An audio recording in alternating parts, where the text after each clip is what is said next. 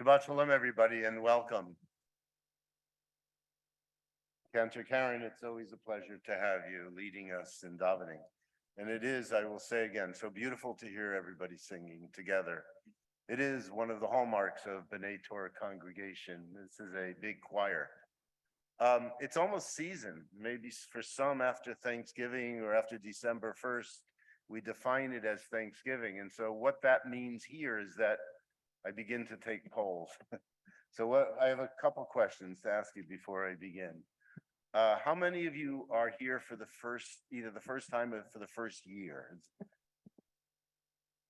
Don't be shy. You're welcome. Welcome. Yeah, nice to have you here. Very nice to have you here. But you've been here all summer, so it's as if you're a vatik now. Second question is, how many people who are here are members? How many members are here? That's a good proportion. Great. If you're not a member, you should know that we still have a few membership spots open. But they are going quickly, so get here early in the week.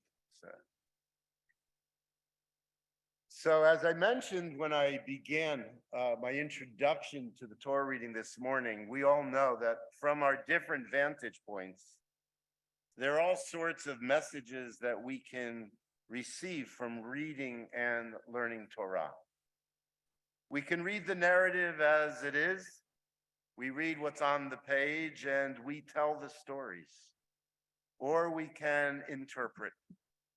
Our interpretations can bring us meaning in terms of culture or politics, or even our inner lives and our interpersonal relationships. To a great extent, it depends on what we bring to the text. And for that matter, it is also about what we want to get out of the text. Recently, new members, I don't think they're here today. Recently, new members said to me that they heard something that felt rather political in a comment that I made in my sermon. And they said, you should talk about Abraham, Yitzchak, Yaakov. You should talk about Moshe. You should talk about Torah. And what I know is that our religious texts happen to be political, just written at a different time. Well, a great metaphor for this was once expressed, this idea of getting from the text what we need or what we want to get out of the text was once expressed by Rabbi Lawrence Kushner. Lawrence Kushner is one of the two Rabbi Kushners from the Boston area. And just like his namesake, Harold, he was a very sensitive reader of the text. He tells the story of bringing young children from his Sunday school into his sanctuary and having a conversation with them. He described what the sanctuary was about to them. He described the meaning of the bima, and he described the ner tamid. And as he described the menorahs on the wall behind him, he pointed to the center of the back of the bima. And he said to the kids, do you have any idea what is behind those doors? And one little wise guy in a comical way said, it's a new car. But another kid said, Rabbi Kushner, I don't think there's anything back there. And the third kid said, there's a mirror.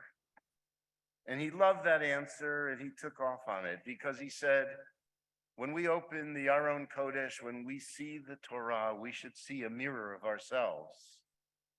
Not a reflection of self that reflects self-absorption or narcissism, but rather we should be able to see ourselves in the Torah, in the text that we read. We should be able to learn something, not only about those stories from long ago in those lives, but about the lives that we live. So over the years, as I have evolved as a rabbi, I know that my sermons have often shifted. In the early years, I primarily saw this moment as a time where I could teach Torah. And as time progressed, I began to see teaching Torah as an opportunity for us to learn more about ourselves and our most essential relationships. So at times I would speak about faith, at other times I would speak about the lessons as defining values conversation for our people. in this world. And yes, it does have to do both with politics, but also the type of community we want to live in, the type of people we aspire to be. The richness of the text never fails to baffle me. And I know I'm not alone in this because I can say comfortably that in 40 years on the pulpit, I've continually found new material, new ideas, and I've seen myself in that mirror in many different ways. One of the great young rabbis in America is a woman named Sharon Brous. Rabbi Brous is in Los Angeles. She's a very insightful and intelligent and compassionate and passionate woman who teaches a Torah that is responsible to life today. Like many of the teachers that we have shared, it's a values-based expression that she used. And in order to parse out values lessons, it's often necessary for her to push back against either what we're reading in the text or the way the text has been interpreted by earlier meforshim, earlier commentators, as I spoke about a little earlier. So this past week, my wife Toby encouraged me to listen to a few of Sharon's sermons. By the way, Toby does encourage me to read things that have a great influence on the way I see Torah. But I did so, and I was very grateful for her advice. One of the sermons that I listened to was based on Parshat Vayera from a few weeks ago, and she spoke about the relationship between Yitzchak and Ishmael. And Rabbi Brous pointed out that in the Torah text itself, there's very little presented that makes Ishmael seem as if he's a bad kid or a bad guy. One word, mitzachek. He played with Isaac, his little brother.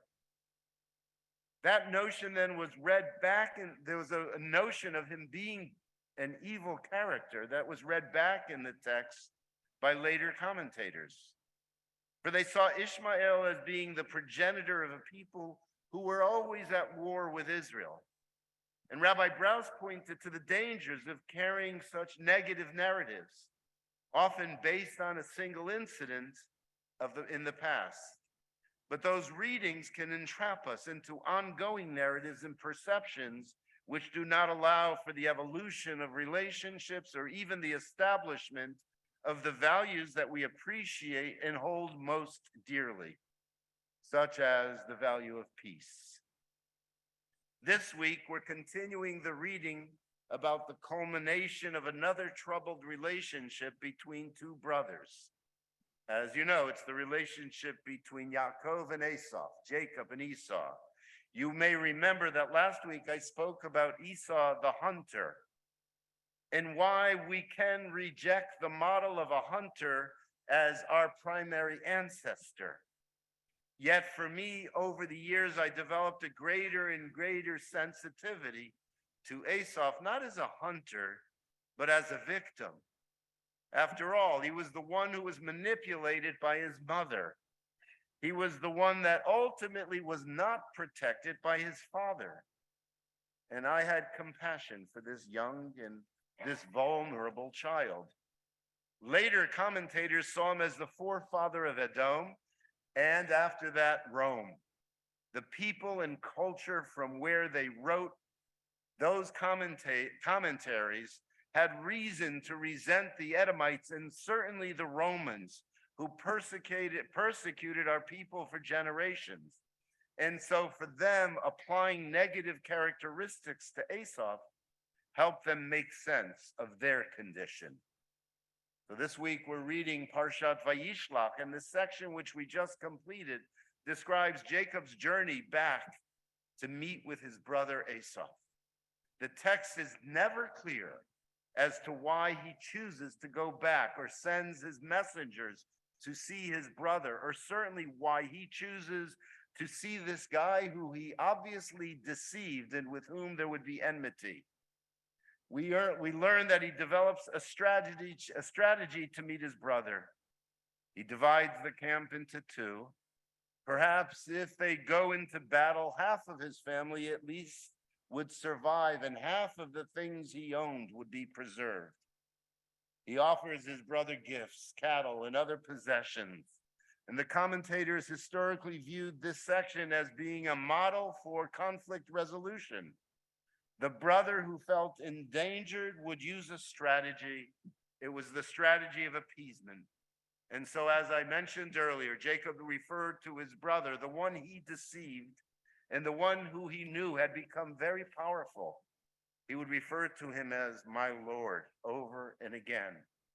And he proceeded to give Esau gifts. And we know the results. Esau was very satisfied with his life. And he says to his brother, I have enough. I don't need your gifts. Jacob urges him to accept the gift and says something which places the whole encounter in a very different light. For Jacob says to his brother, to the one he deceived, to the one he was so fearful of, he says, seeing your face is like seeing the face of God. You have received me favorably. Accept the presents which I have brought to you. For God has favored me, and I have plenty. And when Jacob urged Esau, Esau finally accepted. So what's really going on here? After so many years of reading the text, I saw something this week that I had never seen before. I'm not claiming it to be my chiddush, my new insight. It might exist in other commentaries. I just haven't seen them. The commentators saw this as a teaching, the traditional commentators saw it as a teaching about dealing with power. And I sense that was a function of the times that they wrote and where they lived. And so the vast majority saw Jacob humbling himself to appease his brother. Some, however, as I mentioned before, were critical of his power, believing that if God was with him, he didn't have any need to shrink his presence. Modern Israeli commentators suggest that what's really necessary was for him to meet power with power. But I'd like to offer two other possibilities. One is this. Both of these brothers, as we know, became very successful, and essentially each one of them had what they needed in life. They had everything that they wanted. They had wives and families, cattle and land. They did not suffer from want or desire. You know, peace can be made when there is a fair and level playing field. The hungry cannot make peace with those who are fed or overfed. The one who has no land cannot make peace with the one who controls it all. To make peace, there needs to be comfort and satisfaction with oneself. And so each one then comes to the other with a realization that they're strong and they're satisfied. And they come to each other then in a way that allows them, with their confidence, to make peace with each other. And there's something else that hit me. It's contained in the following question. Why did Jacob go with his servants and family and cattle to meet Esau? Why did he do it at all? He could have easily avoided his brother. The land was large enough. And here's what I wish to posit. I believe Jacob was actually tormented by his conscience. He had grown enough to realize that he had truly done something wrong. He truly deceived both his brother and his father. And something inside of him prevented him from sleeping at night. In fact, we know that. Dreams would wake him up. In the case of the Parsha this week, it was a dream of a very, very challenging battle. Perhaps he knew that he needed to make amends. Jacob's conflict is a struggle with an adversary that could be seen as the dark or selfish side of himself. When the adversary wanted to quit the fight, Jacob said, I won't let you go unless you bless me. What did Jacob mean by this? He meant I won't part from this experience until I can find some meaning in it myself. I want to know why I'm suffering. Why is my sleep so disturbed? And what we know is that suffering in and of itself can't heal us, but suffering that has meaning, suffering that's uncovered, has a power to enable us to transform our lives, to grow, to become whole people, to become the mature people we want to be and need to be. The famous psychoanalyst Carl Jung indicated that all of us have a dark part. Jung called it a shadow. Every one of us has a shadow. Most of us try to stay away from our shadows. In order for us to grow from one stage of awareness or one stage of a life to another, we need to confront the shadow. This is how we become grown-up individuals. Transformation or change of character can only take place if a person is willing to look at their own dark side, their suffering, and then grow from that as they grow understanding. When we realize what we go through and then we can understand how we can grow beyond our difficult times. And that's when we develop resiliency and know that we can face and overcome other difficult times and relationships in our lives. And so I think that this might be a story of teshuvah. Perhaps Jacob reached a point in his life where he could no longer live with his conscience. And perhaps he feared the results of his deception, not in terms of his own success and the accessibility of a land for him, but perhaps his brother in wanted and need in his condition was caused by his deception. He didn't know the condition that Esau was in. And so his conscience drives him to meet Esau. And it is on that journey that he goes to sleep and he enters into a severe wrestling match. And who was that wrestling match with? The text says a man. The commentators wonder, is it an angel? Was it his own conscience? Was it Esau? Or even was it God? As we know, he gives it a name later. We don't know.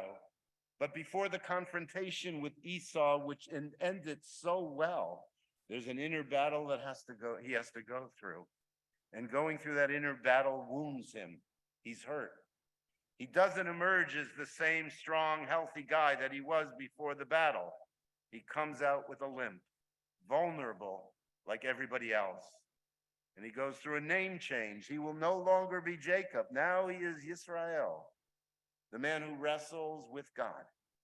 To wrestle with God means to struggle with the choices for goodness, for kindness, for respect, for fairness, for justice, for truth. And you can only imagine that although he emerges changed, he also emerges with a sense that he can make life better. He is able to do teshuvah. And that teshuvah is marked by his gifts. That's why he says to his brother, after his brother says, I have enough, I don't need what you can give me. He says, please, please accept my offering. And this is what I see in the words. And Esau asked, what do you mean by all the company which I have met? And Jacob answers, I brought it all to gain my Lord's favor. Esau said, I have enough. What you have, let it remain yours. And Jacob said, no, I pray, if you would do me this favor, accept this from me, accept this gift. Because to see your face, he says, is like seeing the face of God. And you've received me favorably. Accept my present, which has been brought to you for God. For God has favored me. I have plenty. And when Jacob urged Esau accepted. Do you see? The gift is an offering. And Esau has to receive that gift for Jacob to feel that he's forgiven, to feel that he is accepted. The text itself is telling us that Jacob needed to struggle. He needed to go through the ordeal. He needed to beg for forgiveness. Esau's not an evil man, just the opposite. Jacob says, I see God's face in you. In this man who would have been his enemy, he's able to grow from that struggle the night before and find the divine presence. And so here's the question. Can we see ourselves in the text? Can we begin to realize that those who we are most threatened by are not necessarily bad or evil, but rather they represent something in ourselves, something that we do, something that we need to change. We have learned that real reconciliation comes not through the change of the other, but in the capacity for ourselves to change. Jacob then serves as the model. And Jacob is able to bring the offering to Esau. And Esau is willing to accept the gift to do his part in making peace. Jacob sees God. He sees God's presence in Esau. And what do? They hug and they kiss and they cry and then they move on. Each one of them stronger. This is a story of repentance now. It's a story of reconciliation and it's a story of hope. It's a beautiful story. I don't think we're fair if we read it as a biblical story from a long time ago. I think we need to read it as the story of our own lives. Shabbat Shalom.